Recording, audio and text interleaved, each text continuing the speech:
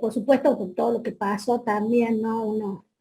Así que bueno, vamos a ver si le di metronidazol 2 gramos, le di óvulos, y bueno, le pedí todo un laboratorio para ver los blancos y le pedí una ecografía. Las mamas estaban bien, fiebre no tiene, la TA estaba bien, pero bueno, hay que esperar los resultados de los estudios.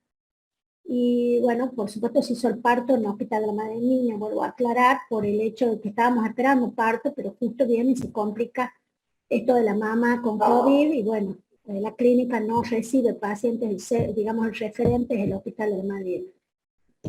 Así que bueno, vamos a ver cuáles son los resultados.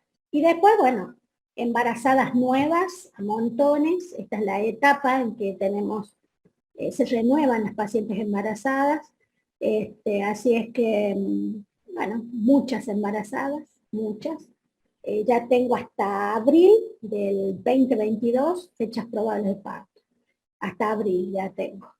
Así que hasta el 1 de abril del 2020 tengo fechas probables de parto. Así que fíjense ustedes, mucho ya. Muchas embarazadas tengo para enero, para febrero, para marzo y ahora una de abril. Así que, bueno, se van renovando, van naciendo los bebés y se van renovando. Y tengo varias que ya les llevé los embarazos anteriores y ahora están con su segundo, tercer embarazo.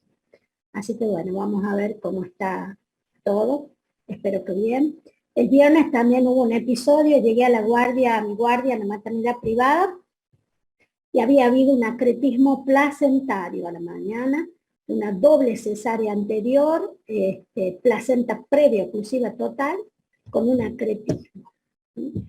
La conducta generalmente en la parte privada es si uno ve un acretismo, o sea, la sospecha ya van a ver con la doctora la patología acretismo placentario, pero si uno tiene una paciente con una cesárea previa, 2 cesáreas previas, 3, 4, o tiene antecedentes de abortos, y la placenta está anterior, o la placenta está previa, y sobre todo la previa oclusiva total, hay que pensar en un acretismo en primer lugar, para no, como pasó en este caso, para no llevárselo puesto, ¿no? Así es que hay que sospecharlo para poder diagnosticarlo. Entonces, generalmente la conducta es a las 28 semanas, en el Hospital de la Madre y Niño las interrumpen, ¿no? A partir de ahí, para salvaguardar la vida de la madre y, bueno, la del feto. En este caso, el feto era prematuro, está internado, está con buena evolución, y la madre, bueno, está también con buena evolución en el Hospital de la Madre y el Niño, en la terapia, también con buena evolución. Pero bueno, la situación fue alarmante, ¿no? Por suerte, gracias a Dios, porque sufrí un montón, no estuve. Me tocó 2 atletismos en mi vida profesional, uno en el Hospital de la Madre y el Niño, y otro en la parte privada, ¿no?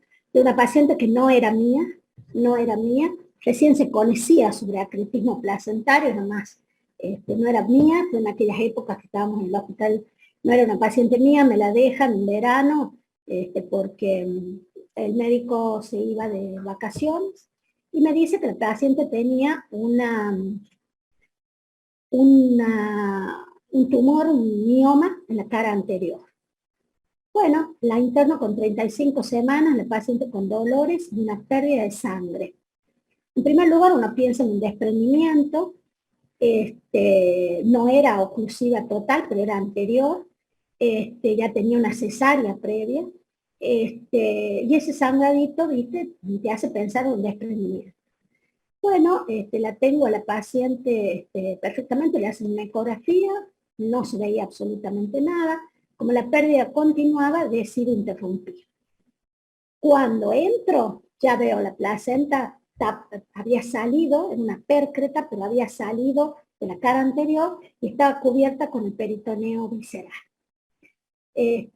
Así que bueno, la placenta era bien anterior, casi previa, estaba más que nada marginal. La ecografía, por supuesto, la ecografista que le había hecho en ese momento, la ecografía, no la informó así. Y bueno, se hizo la histerectomía subtotal en ese momento, tenía una cesárea anterior. Esta fue mi primera experiencia con una con una placenta previa, con un acletismo placental. Después de unos meses del mismo año me tocó una en el Hospital de la Madre y el Niño, una paciente que tenía partos previos, pero había tenido un legrado, empieza con un sangrado profuso, lo pasamos a operar y era un acletismo también. Esa placenta estaba prácticamente oclusiva también, pero gracias a Dios las dos sobrevivieron, gracias a Dios. Pero bueno, eso fue en el hospital de Vera Barros, ¿no? Cuando el hospital pasa a la madre y el niño y todavía no tenían terapia intensiva, ahí se produce un fallecimiento, una muerte materna por acletismo placentario. Es un cuadro con una alta mortalidad, pero bueno, hoy el referente es el Hospital de la Madre y el Niño para esos casos. Así es que, pero bueno, la paciente está bien, por suerte, gracias a Dios, está muy bien. Así que fíjense que son cuadros que se dan frecuentemente, ¿no? Uno cree que, ¿por qué se los cuento? Porque es interesante y además porque nos da la idea de que no siempre un embarazo, parto y puerperio, tienen un resultado feliz. Y que yo siempre lo digo, lo sostengo y lo sostendré siempre, llevamos 2 vidas adelante, le importan las 2 vidas siempre, y no hay que minimizar a la paciente obstétrica. Cuando se complica feo. ¿Ah? Así es que tengan en cuenta eso para cuando tengan otras especialidades, no minimicen el accionar del obstetra, porque realmente cuando la paciente se complica mal, es muy severa la complicación. ¿Ah? Bueno, perfecto, después de el relato de estas prácticas que también hacen, ¿no es cierto?, a la obstetricia y a lo que nos está, el tema que estamos dando, vienen bien. A mí siempre me gusta amenizar con historias de situaciones, ¿no?, que tienen uno en su vida como obstetra, como ginecólogo también, pero en este caso estamos hablando de obstetricia. Y bueno, siempre hay casos importantes, casos interesantes, ¿no?, que le hagan enseñanza, uno le ofrecen enseñanza de lo que no debe hacer, y bueno, siempre a mí me gusta siempre atesorar eso y poder saber cómo debo no actuar, ¿no?, que no está bien. Así que es importante las experiencias de los demás para uno poder, cuando se presente, porque siempre se presentan, en distintos momentos, pero se presentan, saber acordarse y saber actuar, ¿no? Además de estudiar mucho para poder, cuando una situación así se presente, poderla detectar. Bueno, y vamos a continuar con nuestro tema, con la obstetricia, que es hermosa. Y vamos a hablar de las modificaciones locales que asientan sobre el cuello uterino. Y aquí habíamos dicho que el cuello uterino es fundamental, su evolución, su estado, de acuerdo al momento del embarazo en que se encuentra esta paciente, tiene un excelentísimo y gran valor diagnóstico para la gestación. ¿Por qué? Porque me da la pauta del estado evolutivo de ese embarazo y de acuerdo a su evaluación, yo voy a poder saber cuál es la terapéutica que voy a iniciar y cuáles son los cuidados, ¿no?, que debo imprimirle a este estado evolutivo de este embarazo. Bueno, morfológicamente, ¿cómo vamos a ver el cuello? Normalmente en la mujer no gestante, en la no gestante el cuello es rosa pálido brillante. En la mujer embarazada vamos a ver que prácticamente inmediatamente adopta un tono violáceo, cianótico.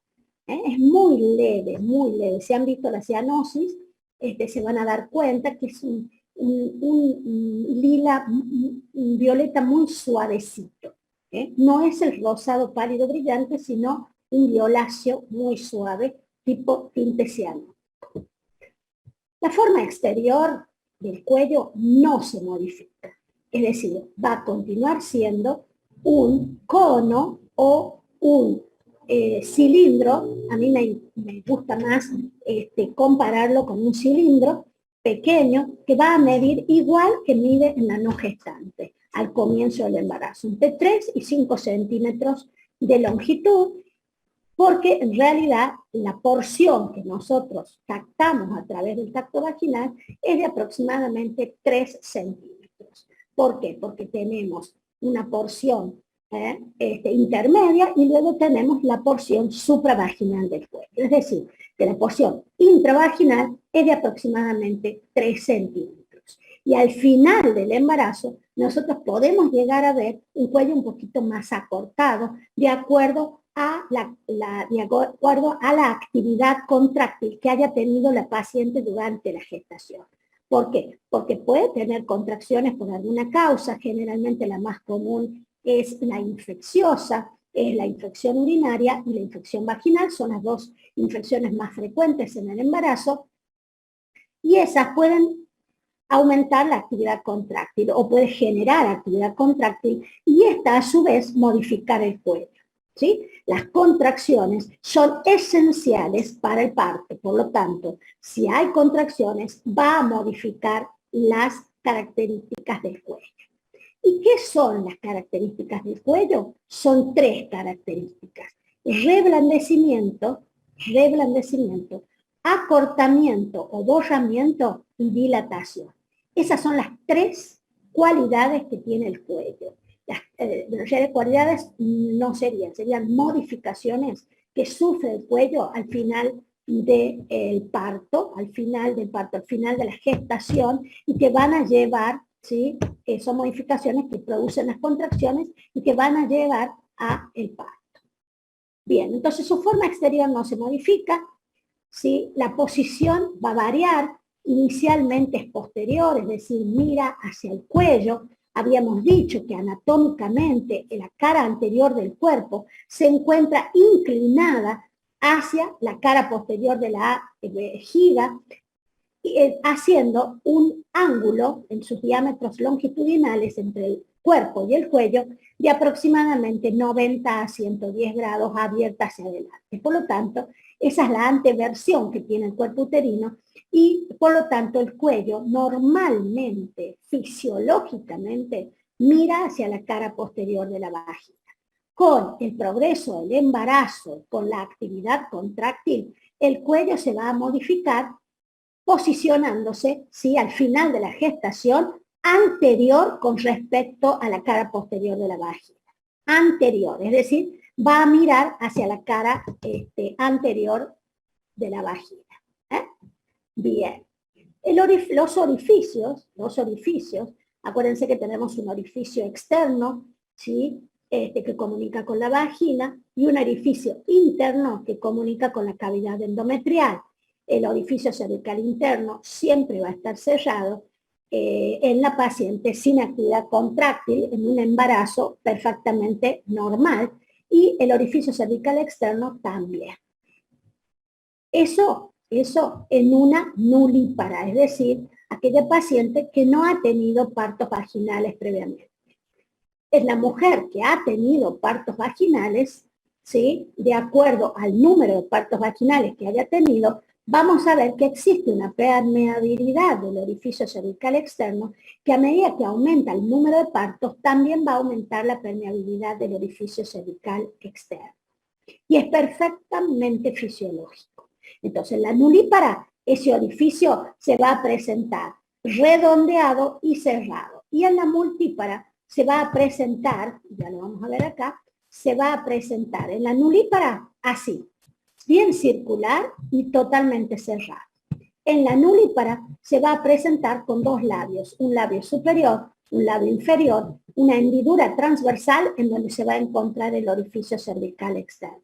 Y si yo hago tacto y penetro mi dedo allí, vamos a ver que hay cierta permeabilidad que va a depender de la cantidad de partos que la paciente haya tenido por vía vaginal. ¿Se entiende eso? Sí, doctora. Sí, profe. Excelente. Bien. Y en el cuello también las pacientes embarazadas podemos captar esta situación que se ve aquí. Se ve el cursor como lo... ¿Se ve el cursor? Sí, profe, se ve bien. Vamos a ver esta situación que es fisiológica, que llamamos ectropion, que no es nada más que la eversión de la mucosa endocervical hacia el ectocervix. El ectocervix es todo esto, ¿sí? Es todo esto. Y esto es el endocervix, es el ectropion del endocervix. Ven que se ve así, como si fueran pequeñas uvas dispuestas, rojizas, brillantes, brillantes, dispuestas en sobre todo, el labio posterior, pero podemos verlo así periorificial. Este es bastante grande, extenso, pero podemos verlo más pequeño también periorificial y ser perfectamente normal en el embarazo. Funcionalmente, el cuello tiene propiedades o características que son que es sensible, que es irritable, puede doler si yo hago tacto, retráctil, es decir, cuando el parto por vía vaginal finaliza, el cuello vuelve a su estado natural, ¿sí? Se restituye. Y también la otra característica es el borramiento, es decir, se acorta y se afina, y que ya lo vamos a ver.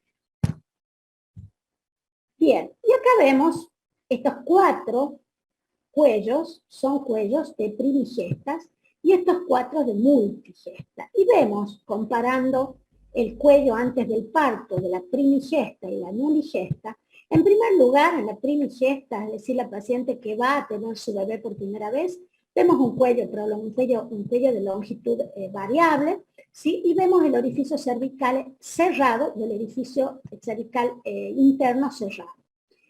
Cuando vemos el de la multípara, vemos que el cuello es más corto, mucho más corto, y vemos cierta permeabilidad de la cavidad endocervical, ¿sí? Lo mismo que del orificio cervical externo. ¿Y cómo progresan estos cuellos en cuanto a las modificaciones que sufren motivados por la contracción uterina? Y vemos que, por ejemplo, la primigesta va a borrar precozmente, ¿sí? Y luego va a dilatar. ¿Qué quiere decir eso? Primero se acorta su longitud, ¿sí? Hasta hacerse milimétrica y recién va a dilatar, ¿sí? Esto ya es dilatación completa. En cambio, la multípara, la multigesta, aquella mamá que ya ha tenido varios partos por vía vaginal, primero borra y dilata prácticamente simultáneamente. Borra y dilata simultáneamente. ¿Se entendió? Sí. Excelente. Sí, dígame. Escucho. ¿Quieren preguntarme algo? ¿No?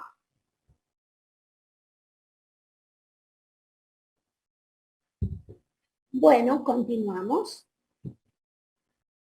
Y en el trayecto del conducto endocervical o la cavidad endocervical, vamos a ver que se constituye lo que llamamos el tapón mucoso.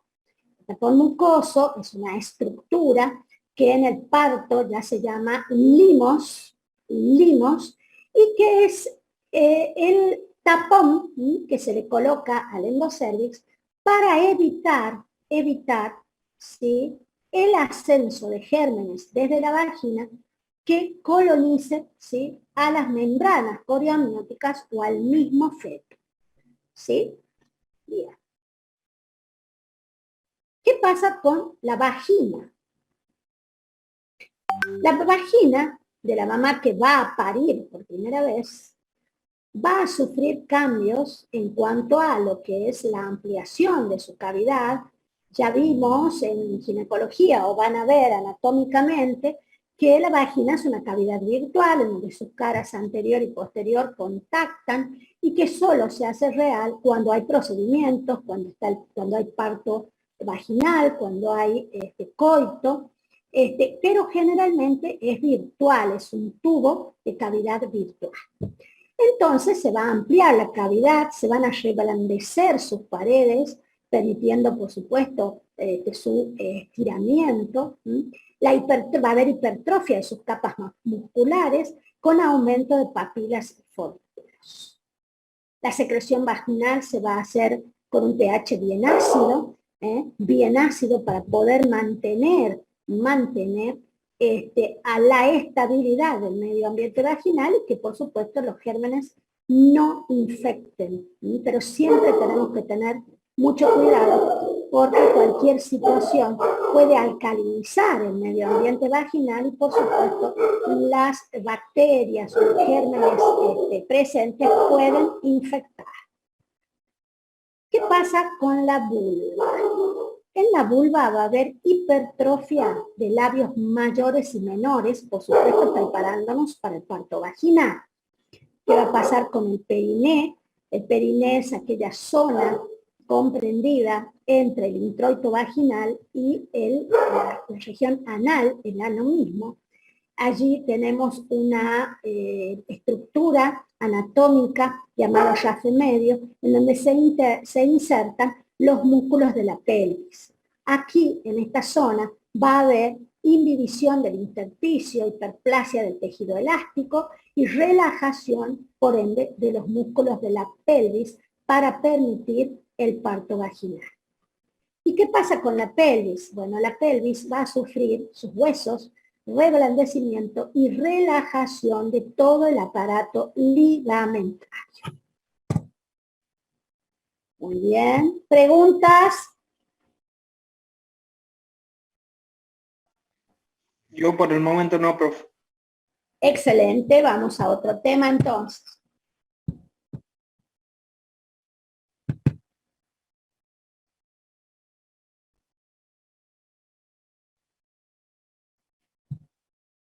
Bueno, vamos a comenzar con otro tema.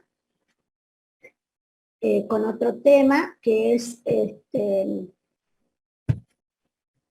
es diagnóstico de embarazo. Y aquí esta fotografía que puse, no la puse al azar, por supuesto, siempre pongo cosas que creo que van a ser útiles, porque me gusta analizar los Power con fotografías o con cosas que me parecen más divertidas. Y esta la puse adrede, donde, fíjense que yo vengo desde el inicio de la cursada, vengo diciéndoles que hay una delgada línea entre lo fisiológico y lo patológico. Y acá se demuestra, ¿no? La paciente, ven, con la cara inclinada hacia el lado más oscuro, como diciendo que está enferma, ¿no? La parte blanca habla de todo lo bueno, lo sano, que la paciente representa, el feto incluso, y sin embargo, fíjense esa delgadita línea, entre lo fisiológico y lo patológico. Es decir, yo debo saber interpretar, conocer muy bien lo fisiológico para poder interpretar cuando se me está desviando este control de embarazo, control prenatal hacia lo patológico. Por eso debo tener muy en cuenta toda la evaluación, todos los meses de controles, para yo poder detectar cuando esto se está desviando hacia lo patológico. Bien, y vemos diagnóstico de embarazo. Pareciera que es tan fácil el diagnóstico de embarazo, pero vamos a ver cómo podemos diagnosticar en el embarazo el mismo. Vamos a decir que para el diagnóstico del embarazo, nosotros tenemos que dividir al embarazo, a la gestación, en dos periodos totalmente diferentes, que es la primera mitad del embarazo, que es desde 0 de la gestación hasta las 20 semanas, y la segunda mitad del embarazo desde las 20 semanas en adelante. El diagnóstico aquí es totalmente distinto si tenemos que hacerlo antes de las 20 semanas o después de las 20 semanas. Y también las patologías que se presentan y las soluciones, las resoluciones, los tratamientos de la terapéutica son también diferentes. ¿Sí? Entonces, dividimos al embarazo en dos mitades. La primera mitad del embarazo, en ella el diagnóstico asienta sobre los signos maternos. En cambio, en la segunda mitad del embarazo, el diagnóstico asienta sobre los signos de procedencia fetal. Entonces, tenemos así que en el diagnóstico de la primera mitad del embarazo, ¿sí? Aquí van a surgir, ¿sí? Signos y síntomas de origen materno exclusivamente, solo maternos. Y los vamos a clasificar en síntomas generales, síntomas y signos generales, también llamados signos de presunción, y también vamos a dividirlos en locales o también llamados signos de probabilidad. Y vamos a ver los signos generales o de presunción. Estos van a ser inconstantes, van a ser variables y pueden faltar o estar atenuados, pero siempre van a provenir de la madre. Son de origen materno. Y estos pueden ser, yo pondría en primer lugar a las náuseas y los vómitos. Todos, y esto es folclórico ya, asociamos náuseas y vómitos con el embarazo. Siempre. Vemos a algún familiar, alguna amiga que tiene náuseas y vómitos y bueno, jugamos un poco en broma diciendo que puede estar embarazada y no le erramos, estamos aceptados, así es, porque hay mujeres en donde este signo y síntoma es realmente importante y la misma paciente piensa que puede estar embarazada cuando se presenta. La cialorrea es otro de los signos que algunas mujeres presentan, pero no es tan frecuente que lo comuniquen, que es esa secreción oral espesa, amarga, que las pacientes lo refieren como hiel de tan amarga que es.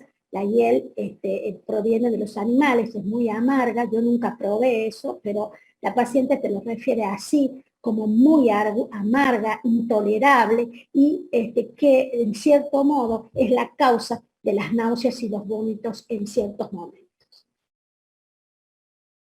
El otro signo de presunción general que podemos ver es la anorexia y el apetito caprichoso. Si en los primeros 3 meses la embarazada, por tener cambios tan importantes que asientan sobre el aparato digestivo, en especial sobre el gusto, sobre las papilas gustativas, por supuesto, no comen, sienten por la cialorrea, por esa baba espesa, sienten una tremenda sensación de lleno que no les permite comer y por lo tanto sufren la falta de apetito y a veces, y más avanzado en la edad gestacional, pueden llegar a tener ese apetito caprichoso, ese deseo de comer determinados alimentos de forma compulsiva que se llaman antojos.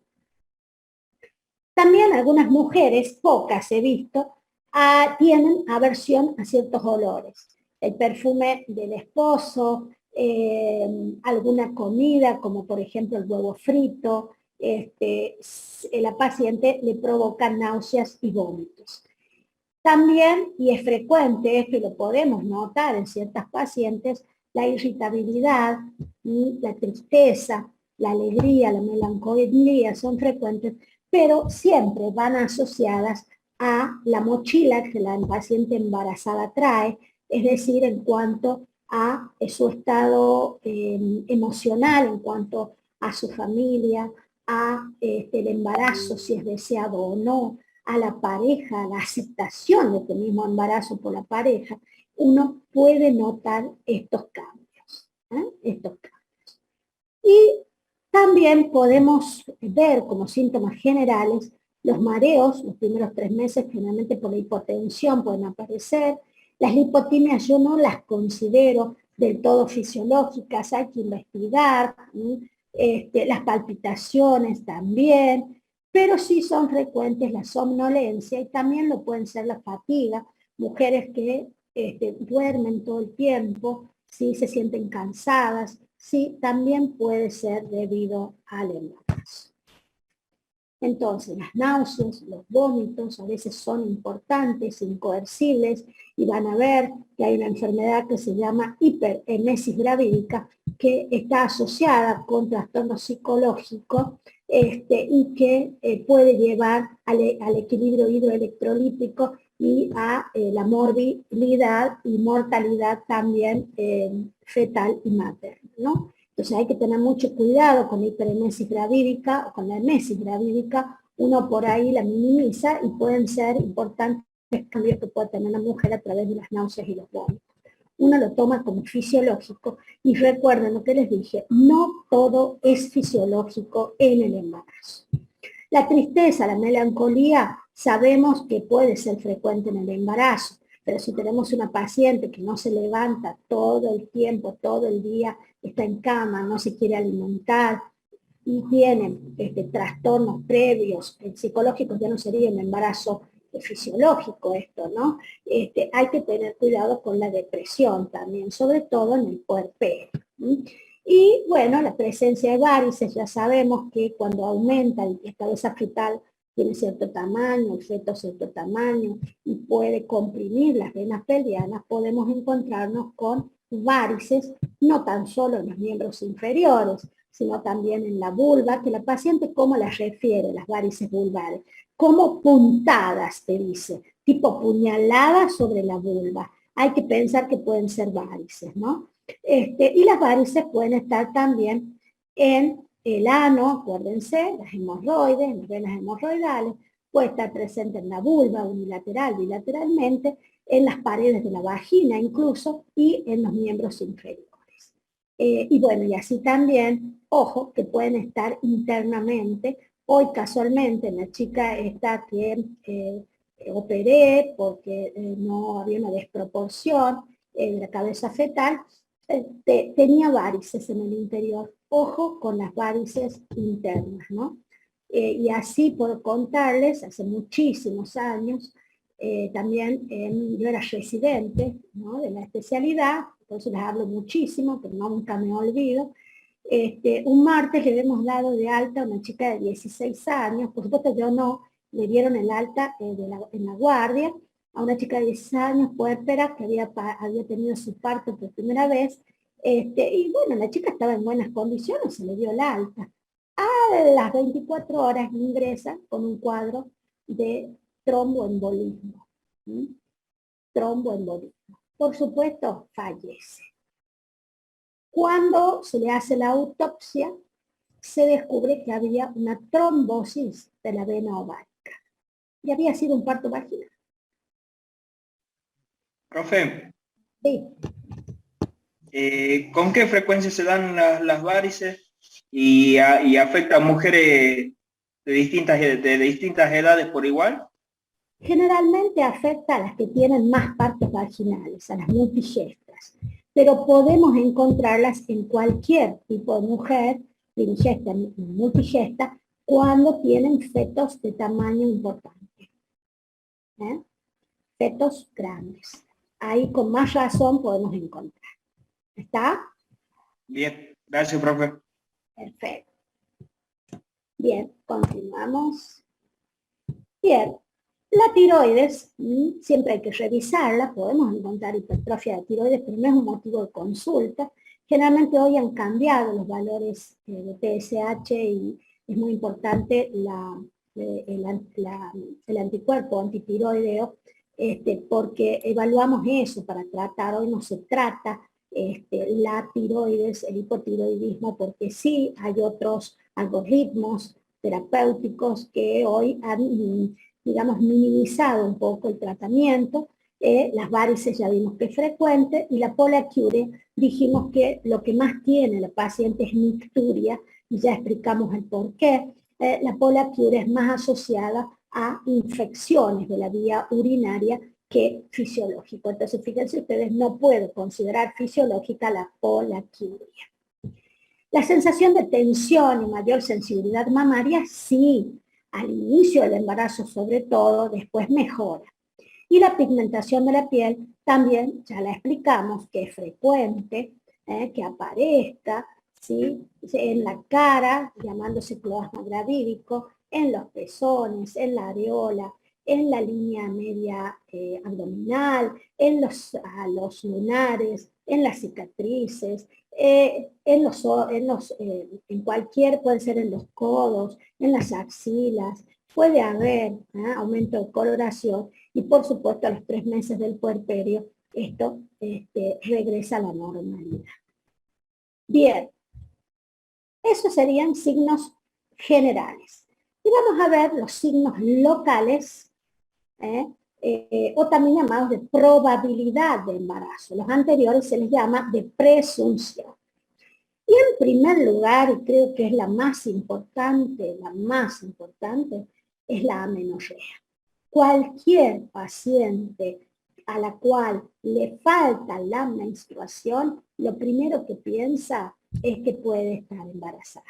Y es el signo, síntoma de probabilidad más frecuente en la primera mitad del embarazo. Puede haber mujeres, ojo, que no sepan que están embarazadas. Yo con los años aprendí a aceptar eso. ¿Por qué? Porque la psiquis, ¿sí?, niega el embarazo y de esa manera la mujer puede no saber. Me pasó, no personalmente, pero me pasó con una paciente. Entonces, con varias pacientes, y comencé a aceptar lo que la paciente puede no saber que está embarazada, por más que uno diga cómo uno puede sentir que se mueve el feto adentro. Sí es así. No lo sabe, porque no hay, la mente es poderosa, y existe lo que llamamos negación.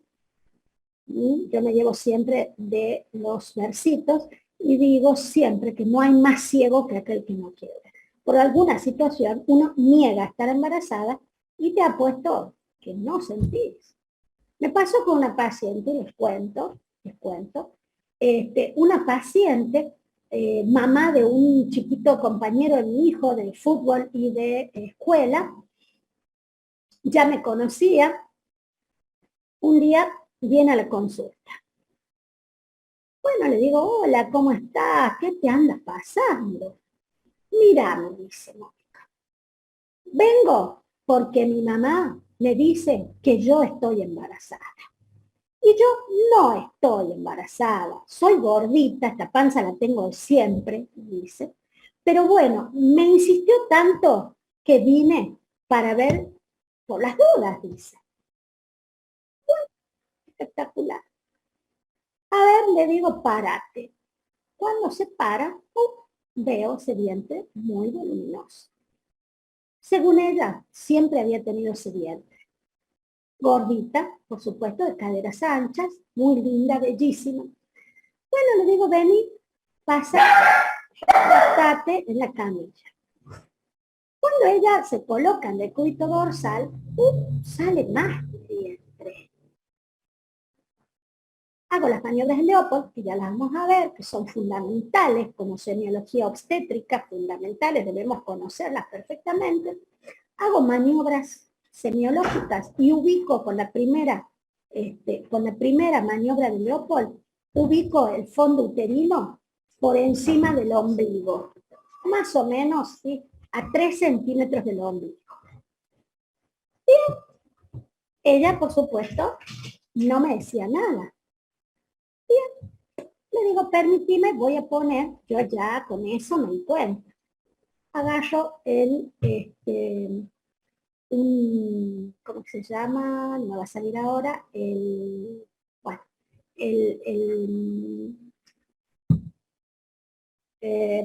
se me fue.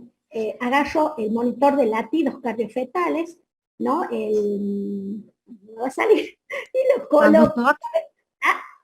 El transductor sería, es algo más chiquitito, en ese momento tenía uno que era cuadradito, un monitor de latidos muy viejito, que todavía lo tengo, pero tenía el electrodo, ahí está, el electrodito era cuadradito así, entonces lo coloco en el fondo uterino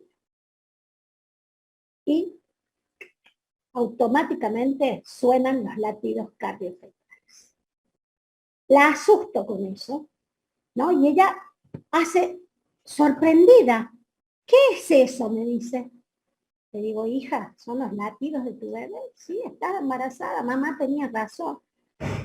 Se empezó a reír, por suerte, porque tenía un carácter hermoso. No me digas, me dice, ¿de cuánto estoy embarazada? Mira, le digo, le calculo 5 meses, un poco más. Ay, no me digas, pero ¿cómo? Dice yo, mira, le digo, lo que puede pasar es que sea un feto femenino. El feto femenino se mueve poco.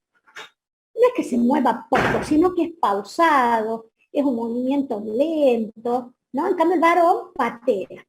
Le digo, puede pasar que sea un feto femenino que no lo haya sentido.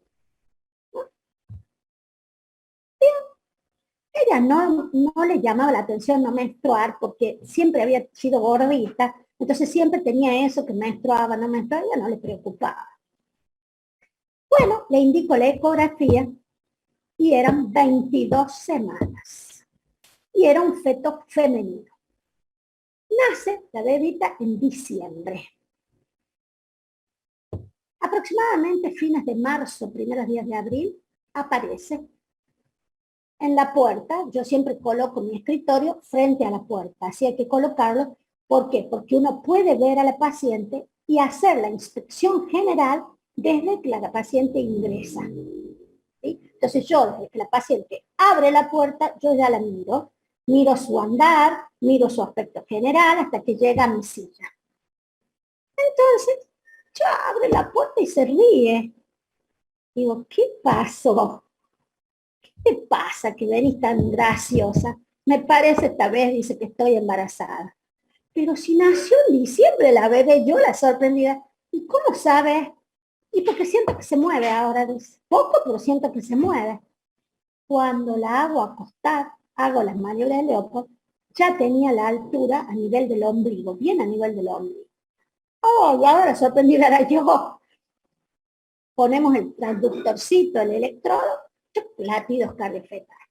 Le digo, debe ser otra nena, por lo que no la ha sentido, recién la está sintiendo. Pido la ecografía, 20 semanas esta vez, casi al mismo tiempo que la anterior. O sea que la bebé cumplió el año y luego nació su hermanita, por parto normal también. Así que fíjense ustedes que yo creo que la paciente no sabe que está embarazada, porque la negación hace eso. Y han pasado así como esta historia muchas, Hemos tenido en el Veravallo, cuando recién hacía mi residencia, mujeres que venían, prácticamente estaban pariendo. Nos pasó una vez que yo era residente de primer año, llega una pacientita, la traen la madre y las dos hermanas, con un dolor abdominal tremendo, dice, seguro es un quiste de ovario, qué sé yo. Bueno, tenía 16 años, la hago pasar y hago maniobras de Leopold. Puede ser un quiste de ovario, No, pero era como de término. Le digo, señora, le digo, tengo que hacerle tacto vaginal. Le digo, ¿su hija tiene relaciones? No, dice la madre. La chica dice sí. Entonces le hago el tacto vaginal y estaba en dilatación completa. Ya el feto en tercer plano de Hodge. Por eso era el dolor que tenía. Y le digo a la madre, señora, le digo, la niña está por parir, está embarazada. ¿Para qué? Cuando le digo a la mujer, no puede ser, dice la señora, abre la puerta y sale. Y una de las hijas atrás y la otra se queda conmigo. La pasamos a la sala de parto, tuvo un feto precioso de 3,2 kilos. Y la madre se había ido. Al otro día recién la vi a la madre en la puerta de la habitación, queriendo aceptar que la niña se había embarazado, ¿no? Por eso les digo, y así un montón de experiencias. Novias casándose y a parir con el vestido de novia, también, he visto una o dos. Es decir, puede la mujer no saber que está embarazada. Pero la amenorrea en las primeras 20 semanas es un indicio. Y la mayoría de las mujeres, cuando les falta la menstruación, lo primero que dicen es: puedo estar embarazada, puedo estar embarazada. Entonces, sería el signo de primera línea en las primeras 20 semanas de gestación. Está otra historia más reciente, sí.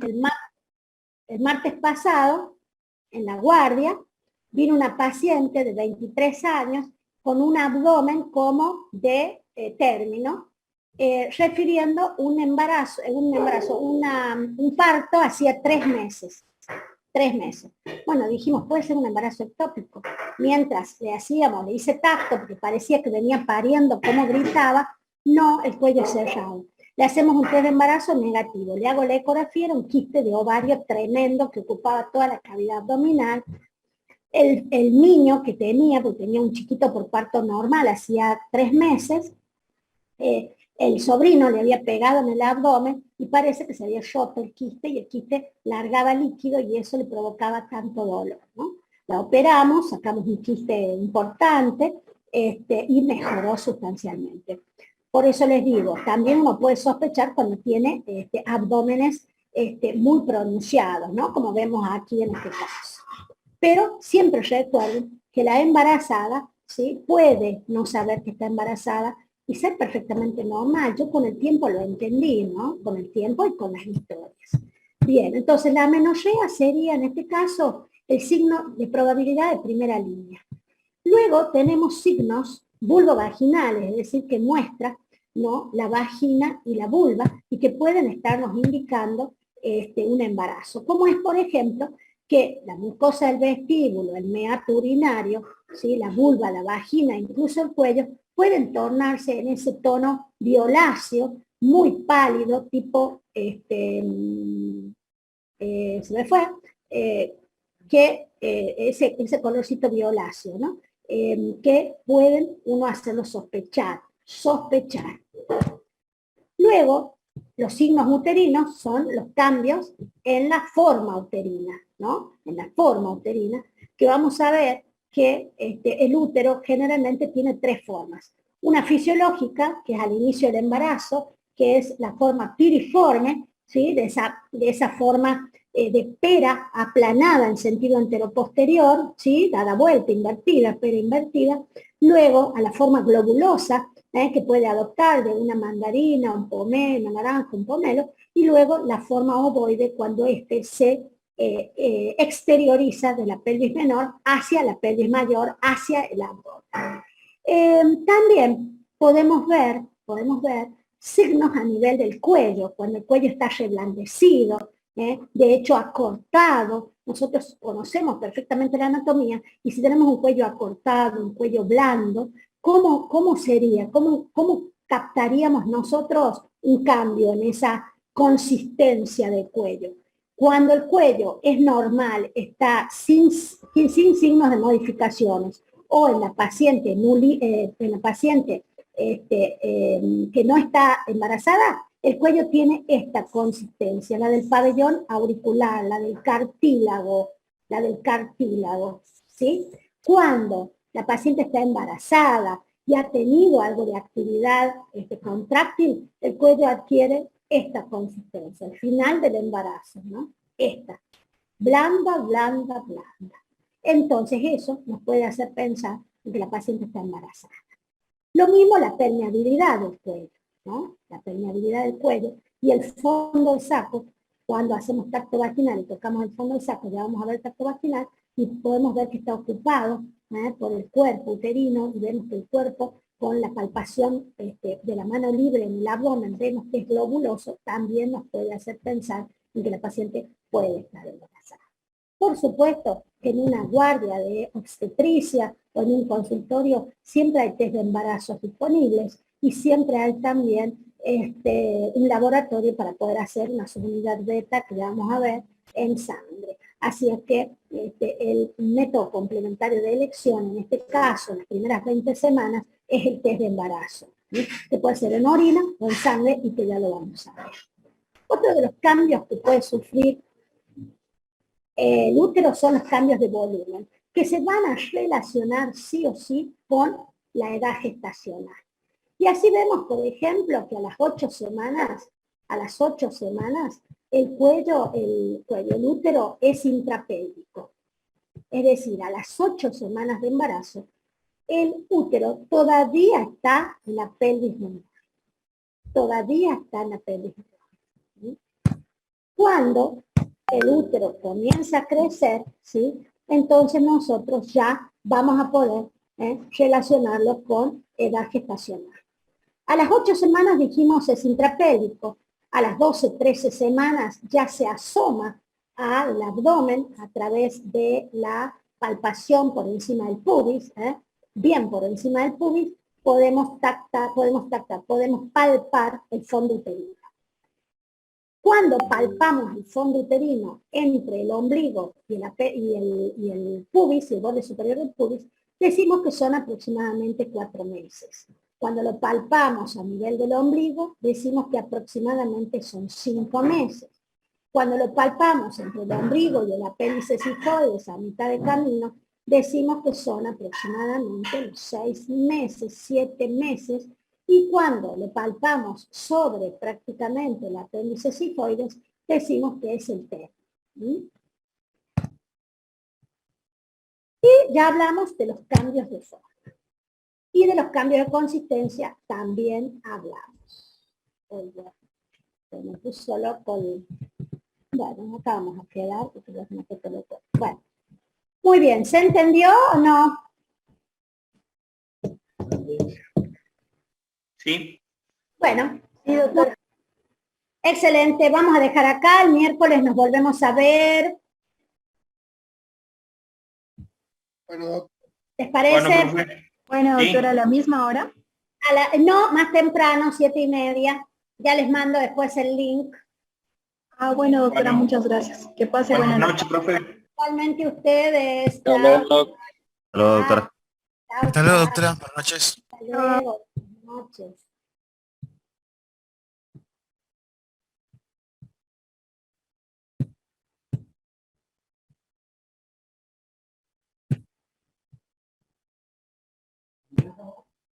Very nice. No,